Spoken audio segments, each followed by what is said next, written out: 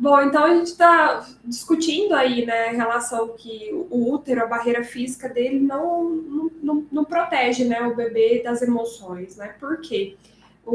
A barreira placentária, né, a placenta, ela acaba passando, deixando passar, assim como alguns nutrientes, algumas substâncias tóxicas, ela também passa as substâncias químicas que a gente produz durante os períodos de estresse. Um dos principais hormônios do estresse é o cortisol. Então, quando a mulher passa por esses picos de estresse, passa por esses traumas aí que o Alisson está falando, né? E aí, claro que vai da intensidade, mas também vai da visão de mundo que essa mulher está tendo, essa gestante está tendo. E aí, por que a gente está falando da gestante, né, e não do casal? Porque a gente está falando do útero. O casal, o marido ali, o cônjuge, ele vai apoiar, ele vai dar todo o suporte, mas a gente está pensando ali só no útero, né, por enquanto.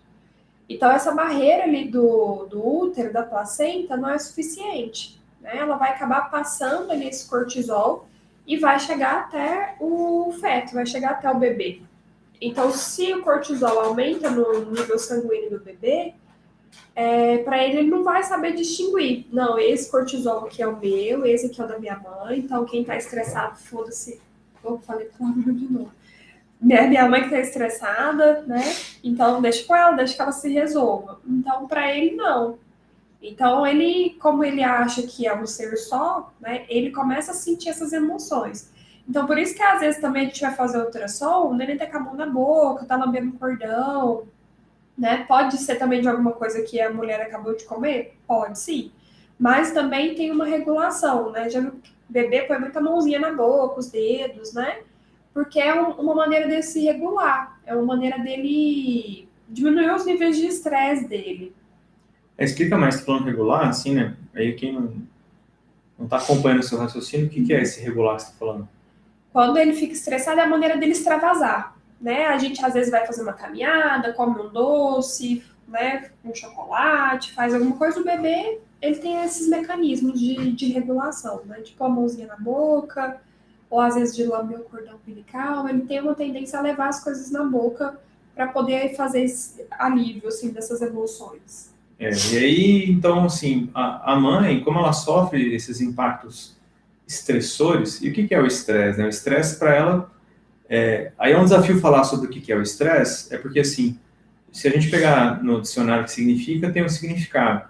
Mas o mais importante é perguntar para cada pessoa o que deixa a pessoa estressada, né? O que tira a pessoa do sério, o que tira ela daquela homeostase que ela está e deixa ela de uma outra maneira diferente. Então é importante entender assim o que é que causa mal para essa pessoa, o que é que abala essa pessoa. E cada pessoa vai ser abalada de uma maneira diferente. É a visão de mundo que cada um tem, né? Mas aí também em relação à parte de ansiedade, a parte de nervoso, então podemos pensar até desde que a mãe foi assaltada, até em situações que ela passou fome, ou muito medo, né? Medo de ser abandonada, ou ser abandonada de fato. Então, qualquer coisa que causa um estresse emocional, que tira a pessoa do, do, não vou falar da zona de conforto, porque a zona de conforto também ela não é boa, né? Porque assim, a gente precisa de um certo estresse para sobreviver. É importante.